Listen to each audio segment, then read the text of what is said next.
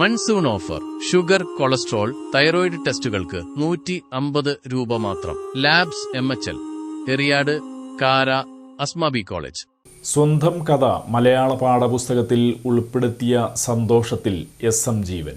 പൊതുവിദ്യാഭ്യാസ വകുപ്പ് പുറത്തിറക്കിയ 4ാം തരത്തിലെ കേരള പാഠാവലി മലയാളം പുസ്തകത്തിൽ സ്വന്തം കഥ ഉൾപ്പെടുത്തിയതിൻ്റെ സന്തോഷത്തിലാണ് എഴുത്തുകാരനും സാംസ്കാരിക പ്രവർത്തകനുമായ കയ്പമംഗലം 3 പീടിക സ്വദേശി SM ജീവൻ. 2 പതിറ്റാണ്ടു നീണ്ട ഈ യുവാവിൻ്റെ കഥയെഴുത്തിനുള്ള അംഗീകാരം കൂടിയാണിത്.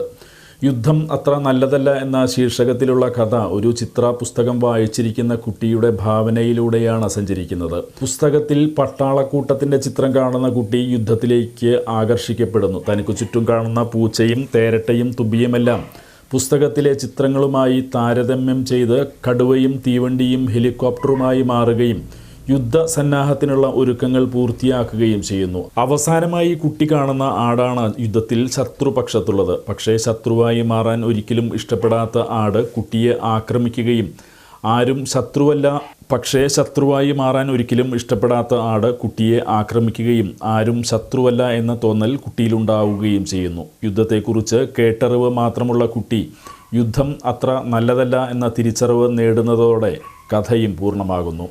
മാസങ്ങൾക്ക് മുൻപ് കുട്ടികളുടെ മാസികയായ യുറീക്കയിൽ എഴുതിയ കഥയാണ് സമകാലിക പ്രസക്തി മുൻനിർത്തി പൊതുവിദ്യാഭ്യാസ വകുപ്പ് മലയാള പാഠാവലിയിലേക്ക് തിരഞ്ഞെടുത്തത്. ഒരു കാര്യമുള്ളത്, ഞാൻ കുട്ടികളുടെ എഴുത്തിൽ ഭയങ്കരമായിട്ട് ഇഷ്ടമുള്ള ഒരാളാണ്, ശ്രദ്ധിക്കുന്ന ഒരാളാണ്. യുറീക്ക മാസികയുടെ അസോസിയേറ്റ് എഡിറ്ററായിരുന്നു. ഇപ്പോൾ പരിഷത്തിൻ്റെ സംസ്ഥാന പ്രസിഡൻ്റായിട്ടുള്ള മീരാബായി ടീച്ചർ എഡിറ്ററായപ്പോൾ ഞാനതിൻ്റെ അസോസിയേറ്റ് എഡിറ്ററായിരുന്നു. അപ്പോൾ കുട്ടികൾക്ക് വേണ്ടി ഉള്ള രചനകൾ പ്രത്യേക താല്പര്യമുണ്ടെന്ന് സൂചിപ്പിക്കാനാണ് ഞാൻ പറഞ്ഞത്.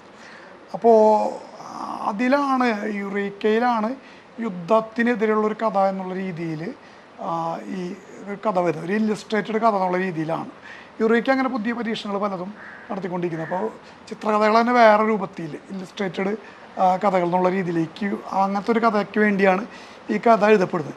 ഈ യുദ്ധമായിട്ട് ബന്ധപ്പെട്ട സാഹചര്യത്തിലൊന്നല്ല, അതിനൊക്കെ മുമ്പാണ്.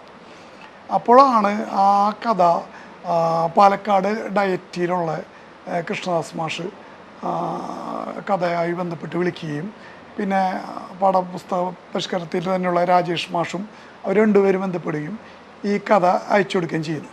അപ്പോൾ പുതിയ പാഠപുസ്തകങ്ങൾ എന്ന് പറഞ്ഞു കഴിഞ്ഞാൽ വലിയ രീതിയിൽ എല്ലാവിധ പെർസ്പെക്റ്റീവും പരിശോധിച്ചുകൊണ്ടാണ് പുസ്തകം ഇറക്കുന്നത്.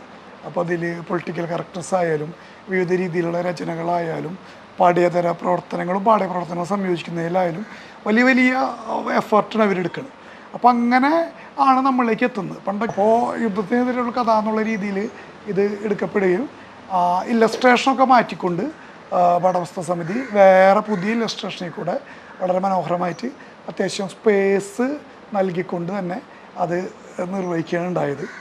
അതാണ് ഒരു സന്തോഷവും. പിന്നെ ഏത് കാലാവസ്ഥയിലായാലും, അതായത് ഏത് രാഷ്ട്രീയ കാലാവസ്ഥയിലായാലും സാമൂഹിക കാലാവസ്ഥയിലായാലും യുദ്ധം ആത്യന്തികമായി നമ്മൾ പറയുന്നത് കുട്ടികൾക്കെതിരാണ്, സ്ത്രീകൾക്കെതിരെയാണ്, വൃദ്ധർക്കെതിരാണ് എന്ന് പറയുമ്പോൾ ഇതിന് പുറത്ത് നിൽക്കുന്ന എല്ലാ ജനവിഭാഗങ്ങൾക്കെതിരാണ്. അത് എല്ലാ മനുഷ്യന്മാർക്കും എതിരാണ്. നമ്മളുടെ വാർ ഫ്രണ്ടിൽ നമ്മളുടെ സഹോദരൻ ഉണ്ടെങ്കിൽ നമ്മൾ യുദ്ധത്തെ അങ്ങനെ ആഘോഷിക്കില്ല. നമ്മൾ അയൽക്കാരനോ നാട്ടുകാരനോ ഉണ്ടെങ്കിൽ ചിലപ്പോൾ നമ്മൾ ആഘോഷിച്ചെന്നിരിക്കും, അതിൻ്റെ ഏറ്റവും വലിയ പാട്രിയോട്ടിക് എലമെൻറ്റ് കണ്ടെന്നിരിക്കും. മറിച്ച് നമ്മളുടെ ഉമ്മറത്ത് യുദ്ധം എത്തുമ്പോൾ നമുക്ക് അങ്ങനെ കാണാൻ പറ്റണമെന്നില്ല.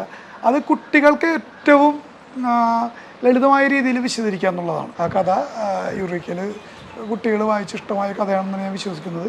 അപ്പോൾ ഇതിലേക്ക് ഇങ്ങനെ എടുക്കപ്പെട്ടപ്പോൾ വലിയ രീതിയിൽ 7 വർഷം മുൻപ് ഒരു ശസ്ത്രക്രിയയുടെ അനന്തരഫലമായി സ്പൈനൽ കോഡിനുണ്ടായ തകരാറ് മൂലം ശാരീരിക ബുദ്ധിമുട്ട് അനുഭവിക്കുന്ന ജീവന് കഥയെഴുത്ത് പ്രാണവായു പോലെയാണ്. നാട്ടിക ഫർക്ക റൂറൽ ബാങ്ക് പെരിഞ്ഞനം ശാഖയിലെ ക്ലർക്കായി പ്രവർത്തിച്ചു വരുന്ന ജീവൻ യുറീക്കയുടെ അസോസിയേറ്റ് എഡിറ്റർ കൂടിയാണ്. പുസ്തകങ്ങളോട് കൂട്ടുകൂടി എഴുത്തിൻ്റെ വഴിയെ സഞ്ചരിക്കുന്ന ജീവൻ ഇതിനോടകം നിരവധി പുരസ്കാരങ്ങളും സ്വന്തമാക്കിയിട്ടുണ്ട്.